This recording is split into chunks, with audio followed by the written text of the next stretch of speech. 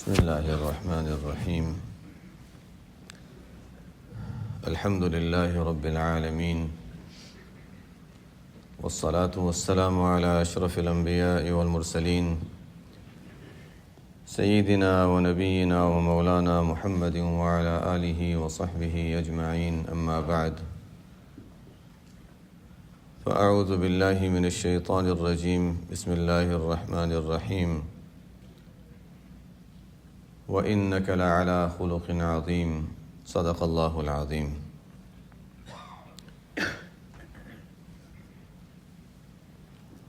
رمضان کے شروع میں ہم نے چند دن بات کی تھی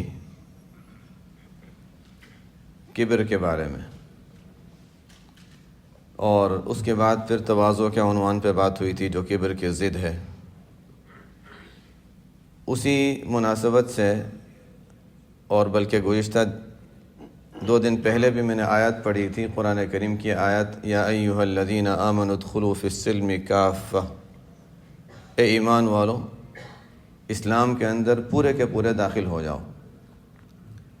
تو یہ جو اللہ تعالیٰ نے ہم سے مطالبہ کیا ہے کہ ادخلوا فی السلم کافہ، یعنی ہم بھی پورے اور اسلام بھی پورا. کبھی ہوتا ہے نا کہ انسان نے مسجد میں آیا تو مسلمان ہے، یعنی اللہ تعالیٰ کی اطاعت کرنی ہے تو مسجد میں آئے تو مسلمان ہیں، ہم نماز بھی پڑھیں گے، تسبیحات بھی پڑھیں گے، تہجد بھی پڑھیں گے، سب کچھ کریں گے. مسجد سے نکلے تو پھر ہماری مرضی ہے. تو یہ اس کا مطلب ہے ادخلوا فی السلم کافہ نہیں ہے. اسلام میں آنا ہے، پورے اسلام میں آ جاؤ. اسلام کے احکام مسجد سے متعلق، نماز سے متعلق، روزہ اور زکوٰۃ سے متعلق ہیں، اسی طرح دوسرے معاملات بھی ہیں. بہت سے دین کے ایسے شعبے ہیں کبھی کبھی ہم ان کو نظر انداز کر دیتے ہیں یا کم اہم سمجھتے ہیں، یا علم نہ ہونے کی وجہ سے سمجھتے نہیں یہ ایک الگ چیز ہے، ہمارا ذاتی معاملہ ہے، یہ ہمارا پرسنل معاملہ ہے. لیکن اسلام کی تعلیمات تو ہر عنوان پہ، ہر دین کے ہر شعبے میں ہیں. میں نے بتایا تھا گزشتہ دنوں میں بات آئی تھی کہ بنیادی طور پر جو حدیث جبرائیل میں آپ صلی اللہ علیہ وسلم نے جو وہاں پر جبرائیل صلوٰۃ والسلام کے سوال کے جواب میں جو باتیں فرمائی تھیں، تو اس کا حاصل یہ نکلتا ہے کہ کم از کم یہ 3 چیزوں کو ذہن میں رکھنا ہے کہ اسلام میں کچھ چیزیں ہیں ماننے سے متعلق جن کو عقائد کہا جاتا ہے. مل ایمان کے سوال کے جواب میں آپ صلی اللہ علیہ وسلم نے فرمایا. دوسری بعض چیزیں ہیں جس کا تعلق ظاہری عمل سے ہے، جس کو اسلام کے لفظ سے تعبیر کیا جاتا ہے. اور تیسری وہ چیزیں ہیں جو انسان کے دل کے اعمال ہیں جن کو احسان کے لفظ سے تعبیر کیا گیا ہے، یعنی کرنے کے کام، نہ کرنے کے کام، دل کے اعمال ہیں، جس کو علم تزکیہ میں، علم تصوف میں وغیرہ بیان کیا جاتا ہے، جو بھی اس کے ایک ہی الگ الگ جو نام دیے گئے ہیں. تو اسی میں ایک اہم شعبہ ہے اخلاق کا. اخلاق ہم عام لفظ سنتے ہیں، پڑھتے ہیں، عام بول چال میں لفظ رائج ہے، اخلاق حسنہ، اچھے اخلاق. اور عام طور پہ اس کا مطلب ذہنوں میں جو ہوتا ہے وہ یہی ہوتا ہے کہ اچھا کسی کے ساتھ اچھے انداز سے پیش آ جانا، کسی کے ساتھ مسکرا کر بات کر لینا، کسی کے ساتھ یعنی جو ظاہری جو برتاؤ ہوتا ہے یہ بھی اخلاق ہے. اور ظاہر ہے بہت سی مرتبہ جب حسن اخلاق کا لفظ استعمال ہوتا ہے تو یہی مراد ہوتا ہے. اور اگر کوئی کسی کے ساتھ برے انداز سے پیش آتا ہے جو ظاہراً بد اخلاقی سمجھا جائے، اس کو بد اخلاقی کہا جاتا ہے، وہ صحیح ہے. اصل کے لحاظ سے اخلاق کا تعلق قلب سے ہے. اخلاق کا تعلق جہاں احادیث میں آتا ہے خلق، اخلاق وغیرہ، اس کا تعلق دل اور قلب سے ہوتا ہے. نبی کریم صلی اللہ علیہ وسلم کے بارے میں جب اخلاق بیان کیا گیا تو آپ صلی اللہ علیہ وسلم کے اصل ظاہر ہے کہ وہ اس سے مراد ہے آپ کا قلب کے اخلاق اتنے اچھے ہیں جس کا ظہور، اس لیے کہ اخلاق اصل دل میں ہیں لیکن ظاہر میں پھر انسان اس کو اپنے اعمال کے ذریعے سے اس کو ظاہر کرتا ہے. کبر انسان کے اندر ہوتا ہے لیکن ظاہر کی حرکتوں سے ظاہر ہو جاتا ہے. دل کے اندر جب تک ہے ہم اس کو کہہ رہے ہیں کبر ہے، جب ظاہر ہوتا ہے ہم اس کو تکبر کہہ رہے ہیں. تو یہی انسان کے اندر، دل کے اندر اس کی حالت اچھی ہے. دل میں یہ ہے کہ لوگوں کے ساتھ ہمدردی، تو اس کا مطلب ہے لوگوں کے ساتھ ہمدردی والا معاملہ کرے گا، لوگوں کے ساتھ خیرخواہی والا معاملہ کرے گا. قرآن کریم کی تعلیمات کا خلاصہ جنہوں نے نکالا، مختلف انداز سے ہر ایک نے اپنے اپنے اعتبار سے کیا. قرآن کریم کی تعلیمات کا خلاصہ اگر 2 چیزوں میں کیا جائے تو ہے اللہ کی عظمت اور مخلوق کے ساتھ ہمدردی. پورے قرآن کی تعلیمات کا خلاصہ اللہ تعالیٰ کی عظمت ہو اور مخلوق کے ساتھ ہمدردی ہو۔ پہلا حصہ بہت سے لوگ ذہن میں رکھتے ہیں لیکن دوسرے حصے کو بھول جاتے ہیں، حالانکہ پورے قرآن کی تعلیم کو اگر 2 حصوں میں کریں تو یہ دوسرا حصہ ہے، پورا آدھا حصہ ہے مخلوق کے ساتھ ہمدردی۔ قالوا لم نکن من المصلین ولم نکن نطعم المسکین۔ دوزخی دوزخ میں جا کر کیا کہیں گے؟ ہمارے دل میں اللہ کی عظمت نہیں تھی، لم نکن من المصلین، اس لیے ہم نے نمازیں نہیں پڑھی، اللہ کی عظمت کے ہم قائل ہی نہیں تھے، اور ولم نکن نطعم المسکین، مسکینوں کو کھانا نہیں کھلاتے تھے۔ قرآن میں جگہ جگہ ہم دیکھیں گے، جن کو جو صورتیں یاد ہیں ان صورتوں میں سے اگر ذہن میں رکھیں یہ باتیں قرآن میں آئیں گی، اور خود انسان دیکھ سکتا ہے، ظاہر ہے اس کو جب یاد ہوتا ہے تو زیادہ اندازہ ہوتا ہے کہ ہاں واقعی ہم تو یہ پڑھتے ہیں قرآن میں۔ اسی طرح سورہ اور بھی جگہوں پر قرآن اخیر کی جو صورت ہے، مثلا ارأیت الذی یکذب بالدین فذلک الذی یدعو الیتیم، اللہ کی یعنی اللہ تعالیٰ کے احکام کو نہیں مانا، قیامت کے دن کو نہیں مانتا، فذلک الذی یدعو الیتیم، یتیم کو بھی دھکے دیتا ہے اس لیے کہ اس کا یعنی آخرت پر ایمان بھی نہیں، مخلوق کے ساتھ ہمدردی بھی نہیں۔ یہ 2 اگر دیکھیں تو اہم بنیادی تعلیمات قرآن کریم کی، یعنی پورے قرآن کے خلاصے کو اگر اور بھی حصوں میں کیا جا سکتا ہے، بعضوں نے 3 میں، بعضوں نے 8 میں، لیکن اگر 2 حصوں میں کیا جائے تو یہ پوری تعلیمات کا نچوڑ ہے کہ اللہ کی عظمت ہو۔ ظاہر ہے اللہ کی عظمت میں پھر توحید اور اللہ کی اطاعت اور عبادات اور یہ سب چیزیں آ جاتی ہیں، اور دوسری چیز اللہ تعالیٰ کی مخلوق کے ساتھ خیر خواہی، ہمدردی۔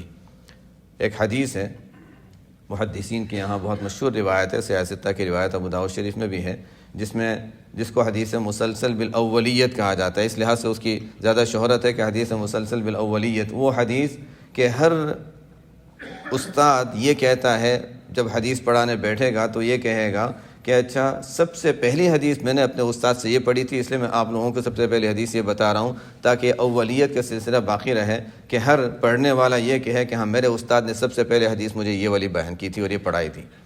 وہ حدیث بھی کیا ہے؟ اسی عنوان کی ہے، یعنی گویا سب سے مشہور روایت ہم کہہ لیں جو محدثین کی ہیں، جو سب سے پہلے جس کو پڑھنے پڑھانے کا اہتمام کیا جاتا ہے۔ کوئی کتاب حدیث کی پڑھاتے ہیں تو استاد جب پڑھاتا ہے تو پڑھانے سے پہلے کہتا ہے اچھا پہلے وہ حدیث تاکہ وہ اولیت والے سلسلہ باقی رہے۔ وہ حدیث کیا ہے؟ الراحمون یرحمہم الرحمن ارحموا من فی الارض یرحمکم من فی السماء، اور بعض روایتوں میں ہے الراحمون یرحمہم الرحمن تبارک و تعالی، یعنی اللہ تعالیٰ کی صفت کے۔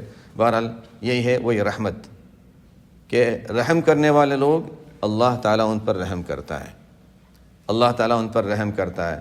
ہم تو دعائیں مانگتے ہیں نا، یا اللہ ہم پر رحم فرما دے، ہم پر رحم فرما دے، تو اب دعا مانگنا الگ ہے، اور ایک ہے کہ اچھا اللہ تعالیٰ کی طرف سے یہ کرو گے تو یہ ملے گا، اللہ تعالیٰ کی طرف سے انعام ہے کہ یہ کرو گے تو یہ ملے گا۔ اب ایک ہے ہم دعا کے ذریعے سے کوئی چیز حاصل کریں، ایک ہے کہ اچھا اس عمل کے ذریعے سے حاصل کریں جہاں وعدہ ہے کہ اچھا یہ کرو گے تو یہ ملے گا۔ ظاہر یہ تو پکی بات ہے۔ دعا پتہ نہیں دعا کے آداب اور شرائط ہم پورے کریں نہ کریں، لیکن مخلوق کے ساتھ ہمدردی کی تو ہمارے ساتھ ہمدردی کا معاملہ یہ تو پکا ہے۔ یعنی قرآن میں بھی خاص طور پہ جو حکم دیا گیا جن دعاؤں کے مانگنے کا، وَقُلْ رَبِّ اغْفِرْ وَارْحَمْ وَأَنْتَ خَيْرُ الرَّاحِمِينَ۔ اب رب اغفر وارحم وانت خیر الرحیم، دعا تو ہم مانگ لیتے ہیں، ٹھیک ہے، تو دعا تو ذریعہ ہے اور ہم چاہتے ہیں دعا کے ذریعے سے ہماری دعا قبول ہو، لیکن یہ وعدے ہیں کہ اچھا یہ کر لو تو یہ مل جائے گا۔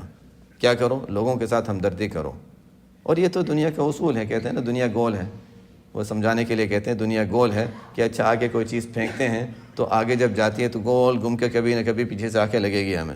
اب وہ مثال صحیح بیٹھتی ہے نہیں بیٹھتی ہے، لیکن حقیقت ایسی ہی ہے، کما تدین تدان، جیسا ہم برتاؤ کرتے ہیں ہمارے ساتھ ایسا ہی برتاؤ کیا جاتا ہے۔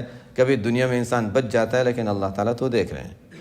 تو بہرحال یہ ہے کہ یہ سب کا تعلق انسان کے قلب سے ہے، کہ دل میں انسان کے اندر اچھی صفات ہوں گی، اچھی عادات ہوں گی تو لوگوں کے ساتھ اس کا اچھی عادات کا ظہور ہوگا۔ جب وہ ہوگا تو ظاہر ہے اس کے مطابق پھر انسان کے اخلاق جو ظاہر میں نظر آنے والا اخلاق ہیں اس کا تعلق اچھا یا برائی سے ہوگا۔ کوئی جو کل بات آئی تھی وَكُلُّ إِنَاءٍ بِالَّذِي فِيهِ يُرَشِّحُ، کہ برتن میں سے وہی نکلتا ہے جو اس کے اندر ہوتا ہے۔ تو اندر اگر اخلاق، اگر دل کے اندر گند بھرا ہوا ہے تو غصے کے موقع پر وہی نکلے گا، اور اگر اندر اچھائی بھری ہوئی ہے تو ایسے موقع پر وہی نکلے گا۔ جیسا انسان کا دل کی حالت ہوگی وہ ظاہر میں ظاہر ہوگا۔ بہرحال میں پہلے چاہ رہا تھا کہ چند روایتیں آپ صلی اللہ علیہ وسلم نے جو اس سلسلے میں بیان فرمائی ہیں تاکہ اس سے ہمیں اہمیت ہو کہ کتنی اس کی تاکید بیان کی گئی۔ ٹھیک ہے ہم عام عرف میں سمجھتے ہیں کہ اخلاق اچھے ہونے چاہیے، اس کی تاکید احادیث میں کتنی آئی ہے، کہ انسان کو کہاں کہاں کن کن مواقع پر اس چیز کی ضرورت ہے اخلاق حسنہ کی۔ ایک روایت ہے رسول اللہ صلی اللہ علیہ وسلم نے فرمایا کہ بعثت لأتمم حسن الاخلاق، مجھے تو بھیجا گیا ہے تاکہ حسن اخلاق کی تکمیل میں کرا دوں۔ انبیاء کی تعلیمات میں جو اخلاق کی تعلیم آئی تھی اور اب تک جو تعلیمات ہیں اس کی تکمیل اور انتہائی درجہ بتانا اور اس کی تکمیل کرانا، یہ میری ذمہ داری، میری بعثت کے مقاصد میں سے ہے۔ بعثت لأتمم حسن الاخلاق، اور آپ صلی اللہ علیہ وسلم نے اپنے عمل کے ذریعے سے وہ دکھا دیا۔ ابھی تو ظاہر ہے ہمارے پاس اتنا وقت نہیں ہوتا، ورنہ یہ عنوان بہت طویل ہے، یہ عنوان بہت طویل ہے کہ اس کی اگر ہم مثالیں دیکھیں آپ صلی اللہ علیہ وسلم کی زندگی میں کہ کس طرح آپ صلی اللہ علیہ وسلم نے اس پر عمل کر کے دکھایا، کس طرح جن لوگوں کے جو لوگ جانی دشمن تھے ان کے ساتھ آپ صلی اللہ علیہ وسلم نے کیا معاملہ فرمایا۔ سیرت پڑھتے ہیں تو حالات ہمارے سامنے ہیں۔ صلح حدیبیہ کے موقع پر کیا معاملہ کیا گیا، جب آپ صلی اللہ علیہ وسلم کو مکہ سے نکلنا پڑا اس وقت کیا معاملہ ہوا، اور جب آپ صلی اللہ علیہ وسلم کو غلبہ حاصل ہو گیا، مکہ فتح ہو گیا، اب تو انتقام کا وقت آیا تھا، سب مجرم ہو کر سامنے کھڑے ہیں اور کیا کہہ رہے ہیں، آپ تو بہتر بہت اچھے بھائی ہیں، آپ تو معاف کرنے والے ہیں۔ فرمایا ہاں میں نے سب کو معاف کر دیا۔ حالانکہ وہ وقت تھا جب اچھا ٹھیک ہے تم لوگوں نے اتنا کیا ہے، میں کچھ تو انتقام لوں گا، نہیں سب کو معاف ہے، بالکل کسی سے کوئی انتقام لینے کی نہ کوئی صحابی کو اجازت ہوگی، نہ میں کسی سے انتقام لوں گا، کسی سے انتقام نہیں لینا۔ مکہ کا دور گزر گیا، اس کے بعد مدینہ کا دور آتا ہے، اب تو عافیت مل جاتی، اب تو ہمیں الحمدللہ کبھی میں سوچتا ہوں کہ اللہ تعالیٰ نے کتنا بہترین یہ ماحول دیا ہوا ہے کہ تعلیم میں کوئی بات آ گئی سب نے سن لیا، ٹھیک ہے الحمدللہ، بیان میں کوئی بات کہہ دی لوگوں نے سن لی، قبول کر لی۔ حضور صلی اللہ علیہ وسلم اس مقام پر ہوتے ہوئے کہ نبی ہیں، سید الانبیاء ہیں، کوئی بات کہہ رہے ہیں، سامنے بیٹھنے والے ایسے لوگ بھی موجود ہیں جو مخالفین ہیں، ظاہر میں اپنے آپ کو ظاہر کر رہے ہیں آپ کے ساتھ ہیں، منافقین، ہمیشہ منافقین۔ تو یہ ایک سخت آزمائش تھی مدینہ منورہ کے دور میں، غیروں کے جو مقابلہ تھا وہ اپنی جگہ، لیکن منافقین والی آزمائش وہ سخت آزمائش تھی۔ اور اسی کا جب انتقال ہوتا ہے تو کیا حال ہوا تھا، ایک عجیب تاریخ ہے اور عجیب سیرت کا یہ حصہ ہے آپ صلی اللہ علیہ وسلم کے حسن اخلاق۔ اب وہ بیمار ہوتا ہے تو آپ صلی اللہ عبداللہ بن ابی رئیس المنافقین جس نے سب کچھ کیا، یعنی ہمیشہ وہ منافقوں کا سردار رہا، کیسی کیسی تکلیفیں پہنچائیں، آخری وقت آتا ہے آپ صلی اللہ علیہ وسلم عیادت کے لیے جاتے ہیں کہ اچھا نہیں بیمار ہو گیا عیادت کر لیں۔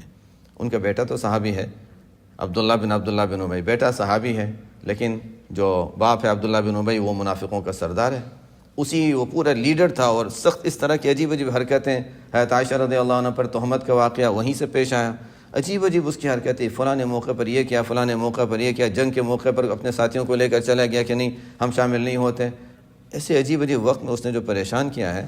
لیکن آپ صلی اللہ علیہ وسلم کا حسن اخلاق، یہ چیز دیکھ کر اس کا تو انتقال ہو گیا، اس کے انتقال کا واقعہ جو پیش آیا، کم از کم اس موقع پر اتنا تو اظہار کر دیتے کہ یہ شخص اچھا نہیں تھا، آپ صلی اللہ علیہ وسلم جنازے میں نہ جاتے، نہیں جنازے میں بھی تشریف لے گئے۔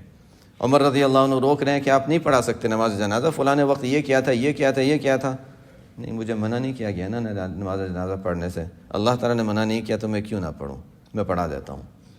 چونکہ اس میں یہاں پر ایک طرح سے یہ بھی آ جاتا تھا، تعلیم یہ دکھائی گئی ہے کہ اچھا کسی نے مجھے ذاتی بھی نقصان پہنچایا، مجھے اس سے تکلیف پہنچی، اس وجہ سے میں کسی کی مخالفت نہیں کروں گا، حالانکہ دین کو نقصان پہنچایا، لیکن وہاں چونکہ تھوڑا سا معاملہ یہ بھی تھا، آپ صلی اللہ علیہ وسلم کا حسن اخلاق اس کو گوارا نہیں کر رہا تھا کہ نہیں، یعنی کہ اس صورت میں کہیں ذاتی معاملے کا مسئلہ نہ آ جائے، حالانکہ ذاتی نہیں تھا، آپ صلی اللہ علیہ وسلم کا معاملہ تو ذاتی تھا ہی نہیں، لیکن بہرحال نماز جنازہ بھی پڑھائی، باوجود یہ کہ صحابہ کو ناگوار تھا کہ اس کی نماز جنازہ کیوں پڑھائی جا رہی ہے، اور پھر اس کے بعد قبر میں رکھ دیا گیا، اچھا میرا قمیص لے آؤ، میرا قمیص اس کو دے دو، کیوں؟ وہ حسن اخلاق ہے۔ یہ واقعات جب دیکھے تو صحابہ بھی پریشان اور منافقین اس سے زیادہ پریشان کہ جس نے یہ کیا، اتنی سخت تکلیفیں پہنچائیں، آخری وقت اچھا چلو نہ آتے، دفن کر دو، تم کر لو، ایسا تو بہت سی مرتبہ ہوتا تھا کہ تم لوگ دفن کر دو، نماز جنازہ پڑھ لو، میں نہیں آتا، لیکن یہاں ایسا نہیں کیا، منافقین بھی تائب ہو گئے، آخری زندگی میں وہ منافقوں کا نام و نشان نہیں ملتا، یا تائب ہو گئے یا جو بھی ان کا حال ہوا، لیکن بہرحال اس کے بعد یہ اس کے جانے کے بعد آہستہ آہستہ انہوں نے حالات دیکھے، یہ حسن اخلاق تھا جس کی بنا پر اتنے سارے لوگ نفاق سے اسلام میں آ گئے۔ بہرحال یعنی واقعی دیکھیں آپ صلی اللہ علیہ وسلم کی سیرت میں حسن اخلاق کا جو پہلو ہے وہ بہت زیادہ نمایاں نظر آتا ہے، اور عجیب اس کی مثالیں سیرت میں ملتی ہیں۔ ایک حدیث میں آپ صلی اللہ علیہ وسلم نے فرمایا، عمومی جو آپ کی نصیحتیں تھیں اس سلسلے میں، کہ آپ صلی اللہ علیہ وسلم نے فرمایا اتق اللہ حیث ما کنت، دیکھو جہاں کہیں ہو اللہ کا تقوی کو اختیار کرو، اللہ کے احکام کی خلاف ورزی کبھی نہ کرنا۔ اور دوسری بات فرمائی وَأَتْبِعِ السَّيِّئَةَ الْحَسَنَةَ تَمْحُوهَا، کام کی بات ہے، أَتْبِعِ السَّيِّئَةَ الْحَسَنَةَ تَمْحُوهَا، جب بھی کوئی برائی ہو جائے اس کے بعد نیکی ضرور کر لیا کرو۔ برائی ہو گئی، توبہ کرنی ہے، توبہ کے بعد کوئی نیکی بھی کر لو۔ اچھا ہم نے غلط کام کر لیا تھا، آنکھوں کو غلط استعمال کیا، اچھا بھی استعمال کر لیتے ہیں، اچھا چلو قرآن کی تلاوت جتنی دیر وہاں غلط استعمال کیا، اچھا اس کو صحیح بھی استعمال کر لو۔ کوئی بھی انسان کسی غلطی میں مبتلا ہو جائے، اچھا اس کے بعد اچھا کچھ صدقہ دے دیا، کچھ نوافل پڑھ لیں، کچھ کام کر لیا۔ وَأَتْبِعِ السَّيِّئَةَ الْحَسَنَةَ تَمْحُوهَا، اور برائی کے بعد اچھا کام کر لیا کرو تاکہ یہ نیکی جو ہے، اچھا کام جو ہے اس برائی کو مٹا دے۔ وَخَالِقِ النَّاسِ، تیسری بات جو فرمائے ہمارے عنوان سے متعلق جو بات ہے، وَخَالِقِ النَّاسَ بِخُلُقٍ حَسَن، اور لوگوں کے ساتھ اچھے اخلاق سے پیش آنا۔ یہ تو عام تعلیمات آپ صلی اللہ علیہ وسلم کی۔ ایک موقع پر آپ صلی اللہ علیہ وسلم نے فرمایا کہ ان من خیارکم احسنکم اخلاقا، تم میں بہترین وہ لوگ ہیں جن کے اخلاق اچھے ہیں۔ اب اس کے بعد ہمیں ضرورت کہاں کہاں پیش آ رہی ہے؟ آپ صلی اللہ علیہ وسلم کہتے ہیں ایمان کامل ہمیں مل جائے، ایمان کامل حاصل ہو جائے اور ایمان کامل پر موت آ جائے۔ آپ صلی اللہ علیہ وسلم فرماتے ہیں اکمل المؤمنین ایمانا احسنهم خلقا، سب سے کامل درجے کا ایمان ان لوگوں کا جن کے اخلاق اچھے ہوں۔ یہ میں بتا رہا تھا کہ اخلاق قلب سے تعلق ہے، ظاہر میں اس کا ظہور ہوتا ہے۔ تو دل کی حالت اچھی ہوگی تو ظاہر میں انسان اچھے افعال، اچھے اعمال اس کے ظاہر ہوں گے۔ اکمل المؤمنین ایمانا، سب سے کامل ایمان ان لوگوں کا ہے جن کے اخلاق اچھے ہیں۔ ایک حدیث میں آپ صلی اللہ علیہ وسلم نے بڑی عجیب بات فرمائی، ہم روزے رکھ رہے ہیں، نمازیں پڑھ رہے ہیں، تلاوت کر رہے ہیں، اعمال کر رہے ہیں، فرمایا ان المؤمن لیدرک بحسن خلقہ درجۃ الصائم القائم، ایک مومن اپنے اچھے اخلاق کی وجہ سے کون سا درجہ پاتا ہے؟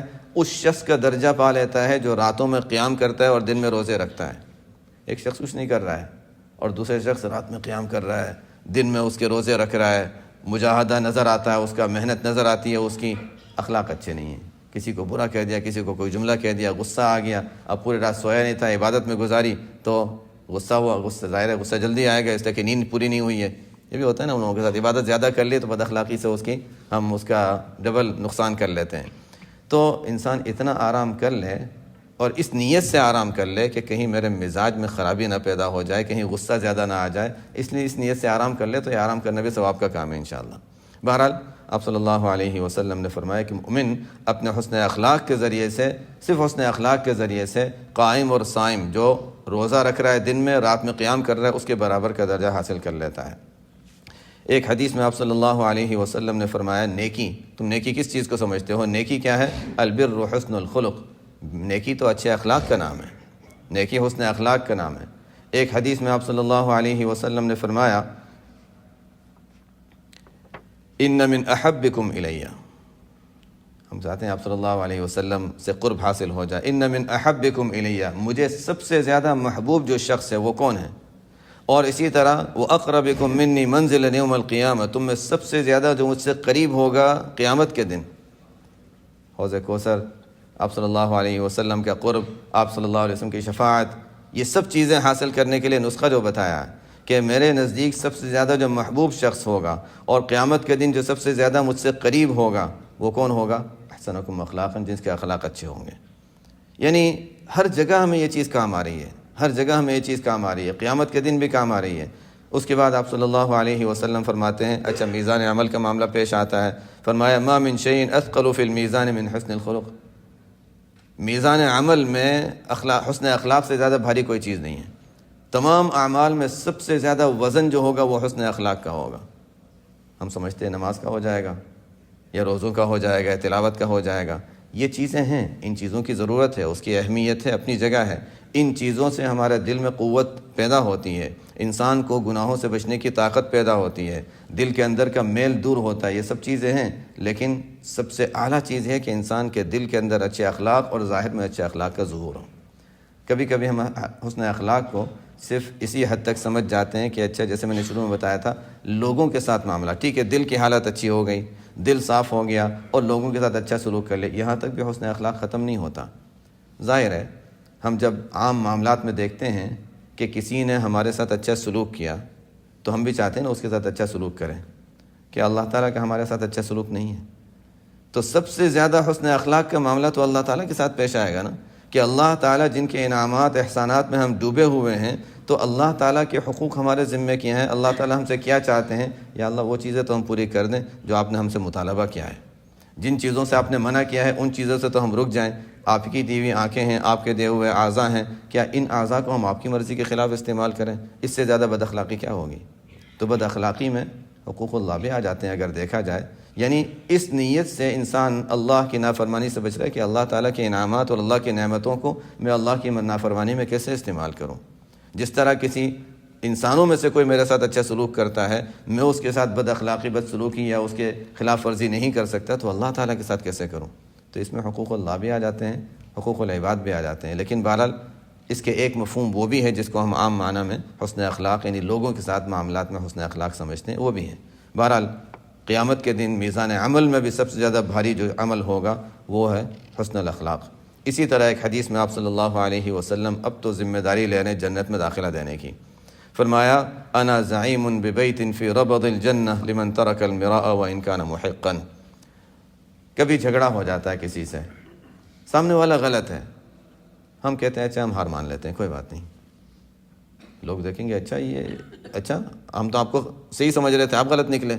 لوگ بھی یہ کہیں گے نا کہ اچھا آپ نے ہار مان لی, اس کا مطلب ہے کہ آپ غلط ہیں. کوئی بات نہیں, تھوڑے دنوں کے لیے لوگ سمجھ جائیں کہ ہم ہار گئے, لوگ سمجھ جائیں کہ ہم غلط تھے, لیکن اللہ تعالیٰ کی طرف سے آپ صلی اللہ علیہ وسلم ذمہ داری دے رہے ہیں کہ ایسے موقع پر جب غلط ہونے کے باوجود سامنے والا غلط ہے, ہم حق پر ہیں, حق پر ہونے کے باوجود سامنے والے کے بارے میں پتہ ہے کہ یہ نہیں مانے گا, ضدی ہے, تو ٹھیک ہے ہم اپنی ہار مان لیں اور جھگڑا ختم کر دیں. حضور صلی اللہ علیہ وسلم فرماتے ہیں جنت میں جگہ میں دلوا دوں گا, میری ذمہ داری ہے. ایسے موقع ہر ایک کو ملتے نہیں ہیں, لیکن جب ملتا ہے تو آسان بھی نہیں ہوتا. بہرحال اللہ تعالیٰ جس کو جنت دلانا چاہیں گے تو اس کو ایسا موقع بھی دیں گے اور پھر ایسے موقع پر ہمت بھی دیں گے کہ انسان اس پر عمل کرے, لیکن آسان کام نہیں ہے. تو بہرحال آپ صلی اللہ علیہ وسلم فرماتے ہیں حضور صلی اللہ علیہ وسلم کی طرف سے ذمہ داری ہے, انا زعیم, میں ذمہ داری لیتا ہوں. تو کبھی اگر کسی کے ساتھ ایسا موقع آ جائے تو بہرحال بڑا غنیمت ہے, بہت غنیمت موقع ہے ایسا. دوسرا فرمایا آگے یہ تو جنت کے گویا کہ ابتدائی درجے میں مکان دلانے کی آپ صلی اللہ علیہ وسلم ذمہ داری لے رہے ہیں. اور دوسری بات فرمائی وبیت فی وسط الجنہ, اور جنت کے درمیان تک یعنی گویا کہ اور تھوڑا اوپر والا حصہ کہ جنت کے درمیان والے حصے میں جگہ دلانے کی ذمہ داری دیتا ہوں میں اس شخص کے لیے لمن ترک الکذب وان کان مازحا, جو جھوٹ بولنا چھوڑ دے چاہے مذاق میں ہو. جھوٹ کبھی بھی نہ بولے, زبان سے غلط بات اور جھوٹ نہ نکلے, بس زبان میں سچائی آ جائے. قولوا قولا سدیدا, اس پر عمل ہو جائے پوری طرح. تیسری بات آپ صلی اللہ علیہ وسلم نے اس سے آگے فرمائی, میں ذمہ داری لیتا ہوں جنت میں اعلیٰ درجہ دلانے کی. وببیت فی اعلی الجنۃ لمن حسن خلقہ, جو اپنے اخلاق اچھے کر لے. اب میزان عمل میں بھی سب سے وزن ہے تو حسن اخلاق کا ہے. پھر آپ صلی اللہ علیہ وسلم ذمہ داری بھی لے رہے ہیں جنت میں اعلیٰ جگہ دلانے کی جس کے اخلاق اچھے ہوں. پھر بھی کسی نے کوئی جملہ کہہ دیا اور ہم غصے میں بے قابو ہو جائیں. ایک موقع تھا کہ کسی نے کوئی بات کہہ دی, انبیاء کو بھی تو گالی دی گئی ہے, تو ہم یہ سوچیں اچھا کسی نے مجھے کہہ دیا تو اچھا یہ تو انبیاء کے ساتھ معاملہ ہوا تھا, میرے ساتھ کیسے ہو گیا؟ وہ کسی بزرگ کے یہاں گھر میں فاقہ ہو گیا, تنگی ہو گئی, کھانے کا کچھ نہیں تھا, انتہائی تنگی کی حالت. وہ خوشی سے رونے لگے کہ یا اللہ یہ تو اپنے اولیاء کو تو دیا کرتا ہے, مجھے کیسے دے دیا تو نے؟ سوچ ہے نا, ایک سوچ کی بات ہے. ایک تو ہوتا ہے انسان شکایت ہو کہ اللہ میرے پاس گھر میں کھانا نہیں, ایک یہ کہ نہیں یہ تو تیرے اولیاء کو اور مقربین کے ساتھ یہ معاملہ پیش آتا ہے کہ گھر میں فاقہ ہوتا ہے, میرے گھر میں تو نے یہ نعمت دے دی, اس کو نعمت سمجھ رہے ہیں. اسی طرح اگر ہم بھی اگر یہ سوچ بنا لیں کہ کسی نے اگر ہمیں برا کہہ دیا ہے, کسی نے اگر ہمیں گالی دے دی ہے, یا اللہ یہ تو انبیاء کے ساتھ ہوتا ہے, میرے ساتھ کیسے معاملہ ہو گیا, یہ اس کو نعمت سمجھ کر کہ اچھا یہ تو جنت میں داخل ہونے کا ایک موقع مل گیا مجھے. لیکن بہرحال ظاہر ہے اس کے لیے دل کو تھوڑا سا پہلے سے سنبھالنا پڑے گا کہ ہاں اس کے لیے تیار کرنا پڑے گا کہ ہاں ہم اس کے لیے تیار ہیں. اپنوں کی نہیں برداشت کرتے, غیروں کی کہاں برداشت کریں گے, یہ معاملہ ہے. اپنوں کی نہیں برداشت ہوتی, غیروں کی کہاں برداشت ہوگی. اور آپ صلی اللہ علیہ وسلم کس کی برداشت کر رہے تھے؟ ہر طرف سے ایذائیں, تکلیفیں, یہ جھوٹا ہے یہ. حالانکہ انبیاء کے لیے سب سے بڑا الزام جھوٹا ہونے کا ان کے لیے سے کہ جھوٹ جو ہے وہ تو ہر یعنی سمجھدار شخص کے یہاں ایک جرم اور بہت بڑا جرم سمجھا جاتا تھا. ہمیشہ سے ہم دیکھیں جھوٹ کے بارے میں, یعنی کفار جو تھے وہ بھی جھوٹ کو بہت بڑا جرم سمجھتے تھے.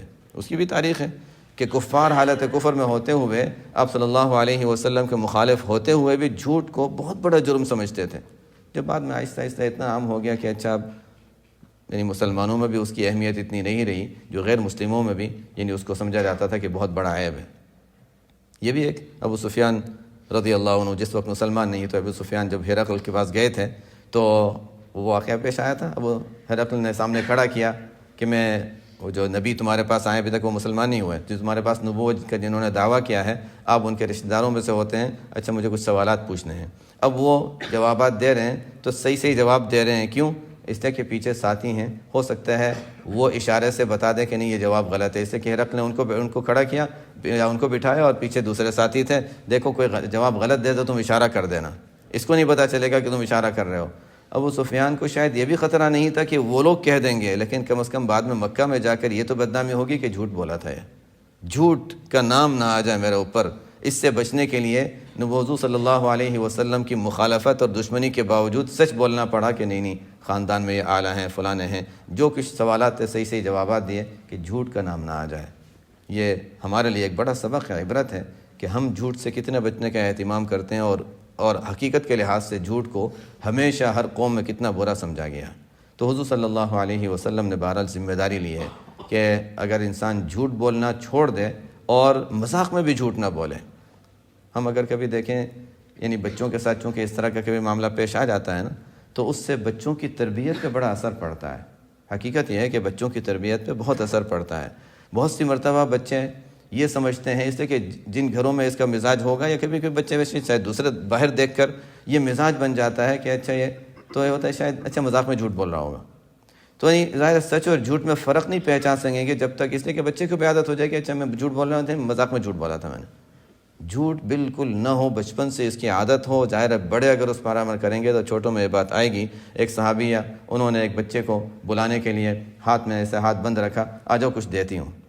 کبھی ہوتا ہے بچوں کو بہلانے کے لیے، تو آپ صلی اللہ علیہ وسلم نے دیکھ لیا کچھ دینے کا ارادہ تھا، ہاں ہاتھ میں کھجور دی، اچھا چلو اچھا ہوا، اگر نہ ہوتا تو یہ بھی تمہارے اوپر ایک جھوٹ لکھا جاتا۔ بھی ہوتا نا بچوں کو اچھا یہ کر لو تو یہ ملے گا، ویسے دل بہلانے کے لیے کر لیا، اچھا چلو بعد میں دیکھ لیں گے، نہیں، اب جب وعدہ کیا ہے تو پورا کرو، ورنہ ان کے ذہن میں یہ بات بیٹھ جائے گی کہ اچھا یہ تو جھوٹ ہے، اچھا اس طرح کا جھوٹ پھر صحیح ہوتا ہے، اس میں کوئی حرج کی بات نہیں ہے۔ جھوٹ کی اہمیت ان کے دل میں ہو کہ کتنی اہم کتنی بری چیز ہے۔ خیر ایک حدیث میں آپ صلی اللہ علیہ وسلم نے ارشاد فرمایا، خیر یہ تو آپ صلی اللہ علیہ وسلم کی طرف سے ذمہ داریاں ہیں۔ اب اگر خیر یہ تو چند روایات تھیں کہ جس میں قیامت کے دن کا اور یعنی میزان عمل کا وغیرہ ان تمام چیزوں کے بارے میں آپ صلی اللہ علیہ وسلم نے فرما دیا۔ یہ سب چیزیں وہ ہیں جو ہم بہت محنت سے حاصل کرنے کی کوشش کر رہے ہیں کہ اچھا صائم اور قائم کی فضیلت ہمیں مل جائے، میزان عمل میں بھاری عمل مل جائے، آپ صلی اللہ علیہ وسلم کا قرب حاصل ہو جائے، شفاعت حاصل ہو جائے، وہ سب فضیلتیں حسن اخلاق کے اندر ہمیں مل رہی ہیں۔ بہرحال یہ ایک اہم چیز ہے، اس سے اندازہ ہوتا ہے کہ ایک اہم چیز ہے جس کی ہم سب کو ضرورت ہے۔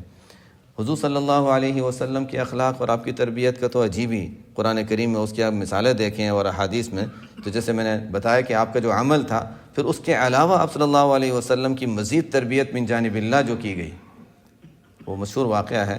حضور صلی اللہ علیہ وسلم تشریف فرما ہیں، کچھ سرداران قریش آپ صلی اللہ علیہ وسلم کے پاس آئے اور ان کو یہ پسند نہیں تھا کہ اس وقت کوئی اور صحابی جو غربا اور فقراء میں جاتے ہیں وہ آ کر بیٹھیں، یعنی منع نہیں کیا تھا، چونکہ وہ حکم کوئی ایسا نہیں آیا تھا تو منع نہیں کیا تھا، لیکن آپ صلی اللہ علیہ وسلم کے ساتھ بیٹھے تھے، کچھ باتیں ہو رہی تھیں۔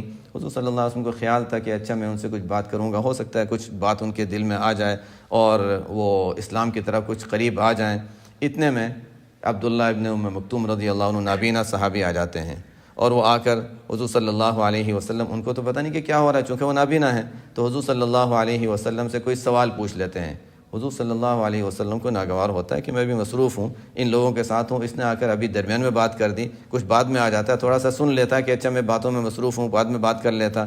آپ صلی اللہ علیہ وسلم کو ان کا آنا ناگوار ہوا، اس لیے کہ اس وجہ سے کہ وہ سامنے بیٹھنے والے لوگ متنفر ہو جاتے تھے، تو صرف ان کے خیال میں کہ کسی طریقے سے اسلام کے قریب آ جائے، بس وہی تھا، اپنا ذاتی کوئی معاملہ نہیں تھا۔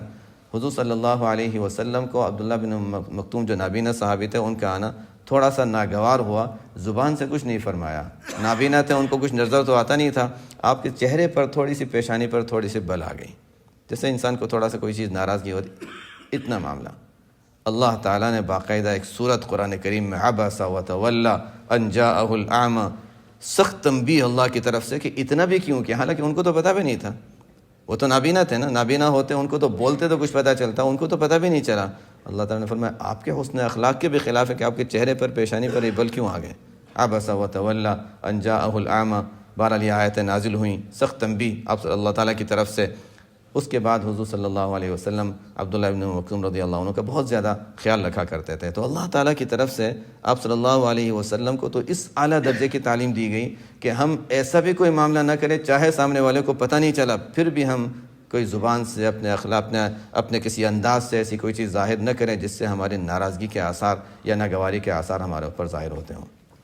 اور اس کے ساتھ ابوبکر رضی اللہ عنہ کی تربیت کا واقعہ تو ہم پڑھ چکے ہیں کہ ان کی بیٹی پر تہمت لگتی ہے اور پھر اللہ تعالیٰ کی طرف سے تکذیب نازل ہو جاتی ہے کہ یہ جنہوں نے تہمت لگائی وہ جھوٹے تھے۔ اب وہ کہتے ہیں اچھا اب جنہوں نے تہمت لگائی ان پر میں خرچ نہیں کرتا، اس لیے کہ اللہ تعالیٰ نے ان کو جھوٹا اور فاسق قرار دے دیا ہے، اب میں ان پر خرچ نہیں کرتا۔ اللہ تعالیٰ نے فرمایا نہیں، جو خرچ کرتے تھے کرتے رہو۔ ولا یأتل اولو الفضل منکم والسعة ان یؤتوا، قرآن کی آیت نازل ہو گئی، ولا یأتل اولو الفضل منکم والسعة ان یؤتوا اولي القربى والمساکین والمہاجرین، واقعہ مشہور ہے، شروع میں آ چکا تھا۔ تو یہ تھی جو اللہ تعالیٰ کی طرف سے تربیت کی گئی حضور اقدس صلی اللہ علیہ وسلم کی۔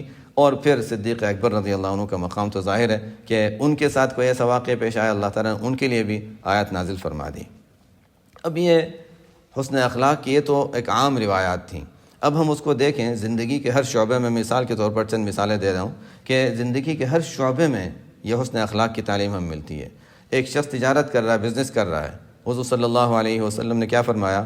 التاجر الصدوق الامین، وہ تجارت کرنے والا جو سچائی والا ہو، امانت دار ہو، تو اس کے لیے کیا ہے؟ مع النبیین والصدیقین والشہداء، انبیاء صدیقین شہداء کے ساتھ ہوگا۔ کتنا اونچا مقام مل رہا ہے تاجر کو، مسجد میں بیٹھنے والے اعتکاف کرنے والے کو نہیں، یعنی منع نہیں کر رہا کہ ان کو نہیں ملے گا، لیکن مقصد یہ ہے کہ ایک شخص تاجر ہے، اس کو تجارت کی بنیاد پر یہ مل رہا ہے، کیوں؟ اس لیے کہ وہاں پر دھوکہ، گاڑی بیچ رہا ہے اس کے وہ تھوڑا سا نمبر کم کر دیں گے تو قیمت زیادہ مل جائے گی، کرتے ہیں، اس طرح کی عام چیز ہوتی ہے۔ پہلے زیادہ ہوتا تھا، اب کمپیوٹر سسٹم میں پھر بھی لوگ کر لیتے ہیں، کوئی نہ کوئی چکر چلا لیں گے کہ اچھا سامنے والے کو اس گاڑی کا عیب نظر نہ آئے اور زیادہ پیسے مل جائیں۔ یا کوئی بھی چیز کوئی بیچنی ہے، کہا ہے کوئی چیز بیچیں گے، سامنے والے کو صحیح بتا دیں گے، وہ خریدے گا ہی نہیں، بس اس کو دکھاؤ، بس کہ لو خود ہی دیکھ لیں، جتنا نظر آ گیا ٹھیک ہے۔ جو برائی ہے، جو عام عیب نظر نہیں آتا اور سامنے والے کو اس کی وجہ سے نقصان ہو سکتا ہے، وہ تو بتا دینا چاہیے۔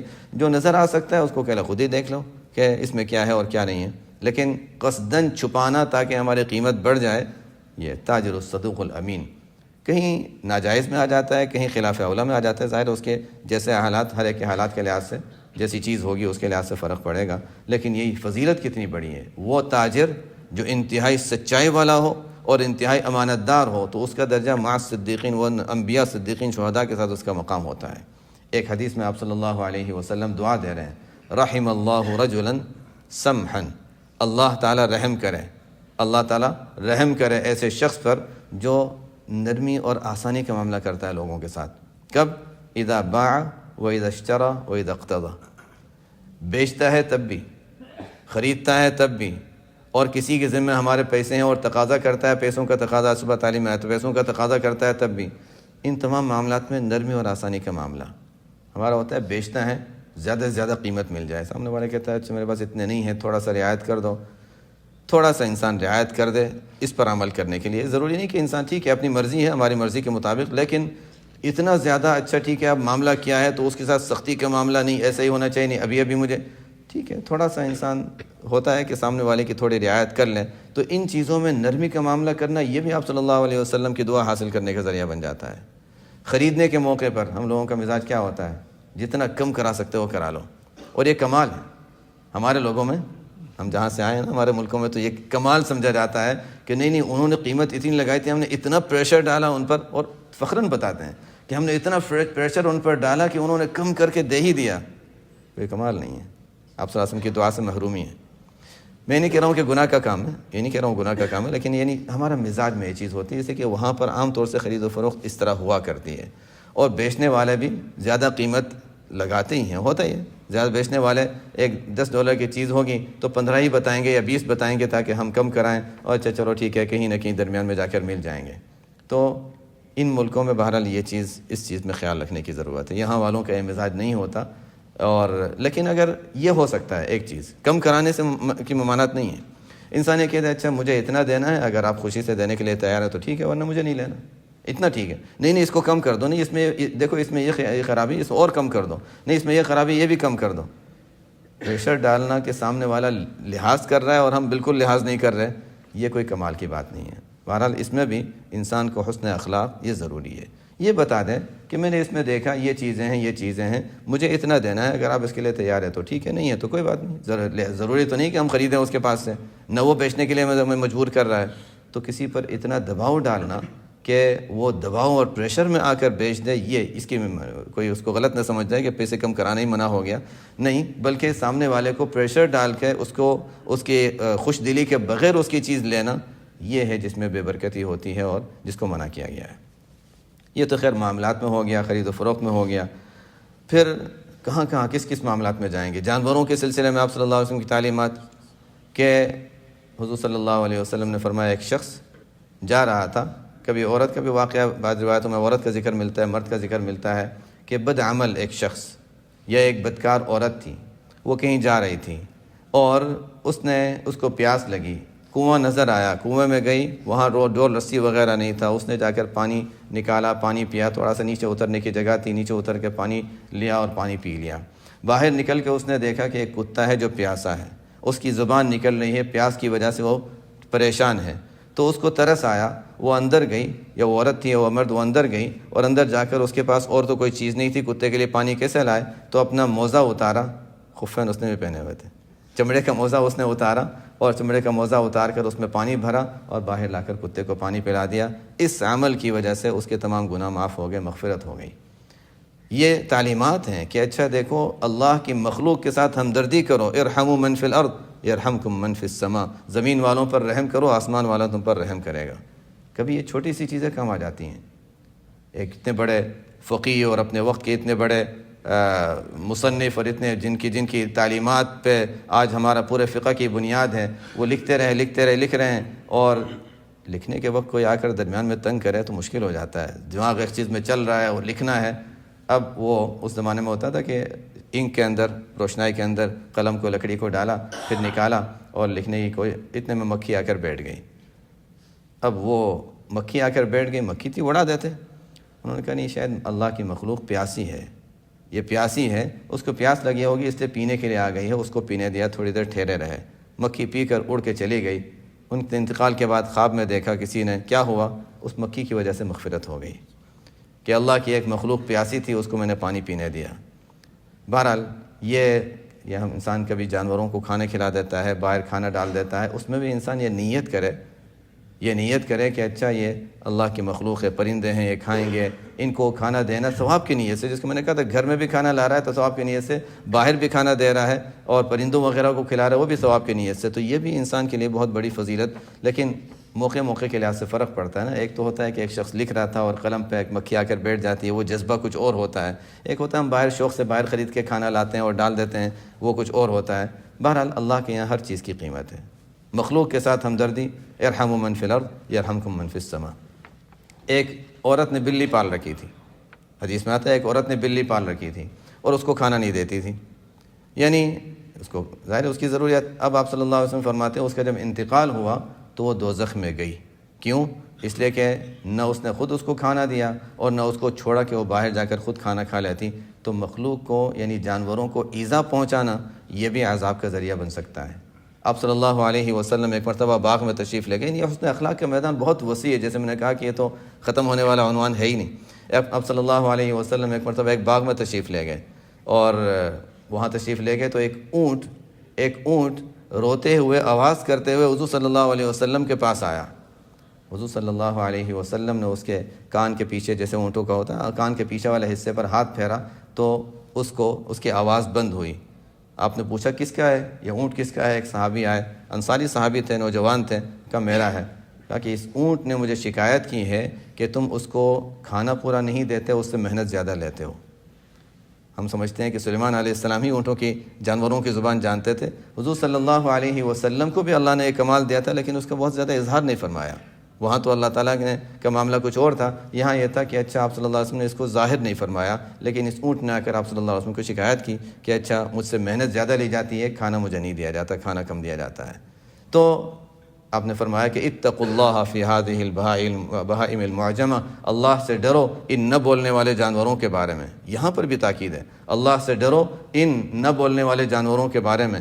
فرمایا کہ جب سواری بھی کرنی ہو تو اچھے حالت میں سواری کرو، کھلاؤ پلاؤ، اور ایسا نہ ہو کہ اس کو تکلیف دو. اور اگر فرمایا کہ اگر تمہیں سواری پر اونٹ پر وغیرہ سوار ہے، انسان کو اگر کسی ویسے کوئی کام نہیں ہے، کہیں جانا نہیں ہے، فرمایا پھر اتر جاؤ. یہ نہیں کہتے اس پر ویسے ہی بیٹھے رہو کہ اچھا اس لیے خامخواہ اس پر وزن ڈالنا، اس میں بلا وجہ تکلیف ڈالنا ہے. تو ایک ایک چیز میں آپ صلی اللہ علیہ وسلم نے جانوروں کے سلسلے میں، ظاہر ہے جب جانوروں تک کے معاملات ہیں تو انسانوں کے سلسلے میں کتنی تاکید ہوگی. تو یہ اگر دیکھا جائے آپس کے معاملات میں، پڑوسیوں کے سلسلے میں، یہ تمام چیزیں وہ ہیں جو سب ہمیں یہ سکھا رہی ہیں کہ حسن اخلاق، مخلوق کے ساتھ ہمدردی. اور ایک اہم عنوان جس پر اگر جائیں گے تو ہمیں 2 دن کم از کم اور چاہیے، اور آپ حضرات کے پاس دن نہیں ہے اتنے، کہ وہ ہے گھر والوں کے ساتھ، اعزاء اقربا کے ساتھ، اپنے گھر والوں کے ساتھ حسن اخلاق. لیکن بہرحال روایت تو میں پھر بھی پیش کر دیتا ہوں مختصر، کہ آپ صلی اللہ علیہ وسلم نے فرمایا کہ وہ کیا روایت ہے، خیرکم لأہلہ وانا خیرکم لأہلی. آپ صلی اللہ علیہ وسلم نے فرمایا تم میں بہترین وہ ہیں جو اپنے گھر والوں کے ساتھ بہترین ہوں، تم میں بہترین وہ ہیں جو اپنے گھر والوں کے ساتھ بہترین ہوں. اور فرمایا کہ انا خیرکم لأہلی، تم تمام میں اپنے گھر والوں کے ساتھ سب سے بہترین معاملہ کرنے والا میں ہوں. یہ ایک آپ صلی اللہ علیہ وسلم نے جو خیر کا لفظ فرمایا کہ سب سے بہترین بننا چاہتے ہو.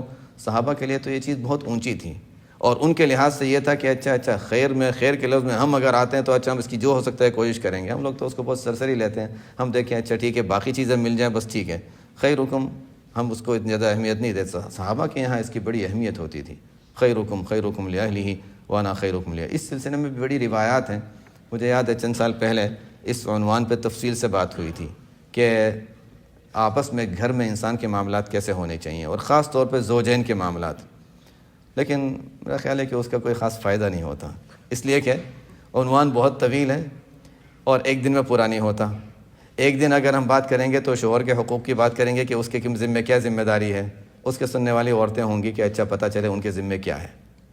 اور پھر دوسرے دن ہم بات کریں گے بیوی کے حقوق کے بارے میں کہ اس پر کیا ذمہ داری ہے. مرد غور سے سنیں گے کہ اچھا ہمیں پتہ چلا ان کے ذمہ کیا ذمہ داری ہے. معاملات حل ہونے کے بجائے معاملات بڑھ جاتے ہیں. اچھا پتہ ہے کہ ان کی ذمہ داریاں بڑھ گئی ہیں. اصل ہمارا مزاج یہ ہے کہ ہماری کیا ذمہ داری ہے وہ ہم زیادہ معلوم نہیں کرنا چاہتے، دوسرے کی کیا ذمہ داری ہے وہ معلوم کرنا چاہتے ہیں. لیکن بہرحال حسن اخلاق جب اجنبیوں کے ساتھ ہے، جانوروں کے ساتھ ہے، تو پھر اپنے گھر والوں کے ساتھ کس حد تک ہونا چاہیے.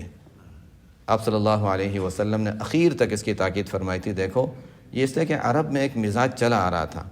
بہت سی عرب کی چیزیں اگر ہم دیکھیں تو جاہلیت میں عرب میں جو چیزیں تھیں کسی وجہ سے ہندوؤں میں وہ چیزیں آئیں، پھر ہم لوگوں میں آئی ہیں. یہ ایک حقیقت ہے. بہت سی چیزیں عرب جاہلیت میں ہوا کرتی تھی، اسلام نے ان کو مٹایا. بعض چیزیں آپ صلی اللہ علیہ وسلم نے زبانی ارشاد فرمائی، بعض عمل کے ذریعے سے اس کو مٹایا. پھر کسی وجہ سے پتہ نہیں ہندوؤں کا کیسے تعلق ہو گیا ہندوستان کا عرب سے، لیکن عرب والی وہ بہت سی جاہلیت والی چیزیں وہاں آئیں. ہمارا چونکہ بہت سی ہندوستان پاکستان ہم زیادہ تر ہمارا جو پرانا جو وطن ہے وہیں سے ہم جڑتے ہیں، تو ہمارے اندر وہ چیزیں وہاں سے آ گئیں. اس میں یہی عورتوں کو کم درجے کا سمجھنا، ان کو گرانا، یا مثلاً نکاح کا مطلب کیا سمجھتے ہیں کہ اچھا یہ بس اب ہماری ہوگی، جس طرح ہم چاہیں گے اس کو چلائیں گے. اور ٹھیک ہے ہم اس احادیث کو بھی استعمال کرتے ہیں جس میں آتا ہے کہ اچھا شوہر کی اطاعت. لیکن اب بعض لوگ اس کو کس طرح استعمال کرتے ہیں یہ بھی دیکھنا ہے کہ میں جب گھر آؤں، بعضوں کی توقعات ہوتی ہیں، میں جب گھر آؤں تو عورت کو دروازے پر گلاس میں پانی لے کے کھڑا ہونا چاہیے. اگر کر لے تو ٹھیک ہے، نہیں تو نہیں، میری اطاعت ضروری ہے. کیا آپ صلی اللہ علیہ وسلم کا یہ مقصد تھا؟ اطاعت ہر کام میں. بہرحال ہم نے شریعت کو سمجھا نہیں، نہ آپ صلی اللہ علیہ وسلم کے حالات کو دیکھا. حضور صلی اللہ علیہ وسلم کے گھر میں کیا حالات تھے اس کی میں مثالیں دیتا. ابھی وقت بھی نہیں کہ آپ صلی اللہ علیہ وسلم کے گھر میں کیا حالات پیش آتے تھے اور ازواج مطہرات کا کس طرح بے تکلفانہ معاملہ ہوتا تھا. بہرحال یہ اگر مردوں نے یہ سمجھ رکھا ہے کہ ہم نے ایک مرتبہ شادی کر لی تو بس ایک گھر میں ایک ایسی عورت کو لے آئے ہیں کہ ہم جو حکم دے وہ کرے گی، روبوٹ کی طرح سمجھ رکھا ہے، یا جو بھی مثال دے دیں اس کو، پہلے زمانے میں باندی کی مثال دی جاتی تھی، تو یہ غلط سمجھ رکھا ہے، یہ غلط سمجھ رکھا ہے۔ ہمارے ذمے بھی حقوق ہیں مردوں کے ذمے کہ ان کو کس طرح خیال رکھنا ہے اور ان کو خوش رکھنا ہے۔ عورتیں، یہاں پر عورتوں کا معاملہ بھی بہت بڑھ گیا ہے کہ یہاں تک معاملہ ہے کہ اچھا کوئی چیز نہ غلط لگی، پسند نہیں آئی، اب ٹھیک ہے، ہمیں قانون تو پورا ان کے ساتھ ہے، قانون پورا ساتھ دے رہا ہے، تو اچھا ٹھیک ہے، اب جتنا قانونی لحاظ سے ہم حاصل کر سکتے ہیں ہم حاصل کر لیں گے، اور جتنا ہمیں مل سکتا ہے ہم لے لیں گے۔ دونوں طرف سے معاملات ہوتے ہیں، عورتیں بھی اس کو غلط استعمال کرتی ہیں قانون کے کو استعمال کر کے، اور مرد اس کو غلط استعمال کرتے ہیں، بعض اس طرح کی چیزوں کو استعمال کرتے جو ہمارے مزاج میں چلی آ رہی ہیں۔ دونوں طرف سے حکم کیا ہے کہ اتقوا اللہ، نکاح میں جو آیتیں پڑھی جاتی ہیں اتقوا اللہ، تقوی اختیار کرو، یہ سمجھ کر کہ سامنے والے کو میں راحت پہنچاؤں، اس کی فکر کرو کہ سامنے والے کو راحت پہنچاؤں، خواہ مخواہ اچھا یہ نہیں کرنا، نہیں یہ نہیں کرنا، یہ نہیں کرنا، یہ کرنا ہے، یہ کرنا ہے، کبھی مرد کی طرف سے کبھی عورت کی طرف سے۔ مزاج کیا بنا ہوا ہے ہم لوگوں کا؟ مزاج یہ بنا ہوا ہے، عورت یہ چاہتی ہے کہ مرد کو کنٹرول کر لے، مرد چاہتا ہے کہ عورت کو کنٹرول کر لے، اور دونوں نہیں کر سکتے، تو نتیجہ کیا نکلے گا؟ بہرحال یہ اپنا مزاج بدلنے کی ہمیں ضرورت ہے۔ مجھے پتہ ہے، اس لیے میں اس عنوان پہ بات نہیں کرنا چاہتا کہ جن کا مزاج بنا ہوا ہے بدلنے والے نہیں ہیں، لیکن بہرحال کہنا کم از کم آپ صلی اللہ علیہ وسلم نے بھی تو فرمایا تھا نا، پھر آخر میں فرمایا اللہم اشہد، اللہ گواہ رہنا میں نے بات پہنچا دی تھی۔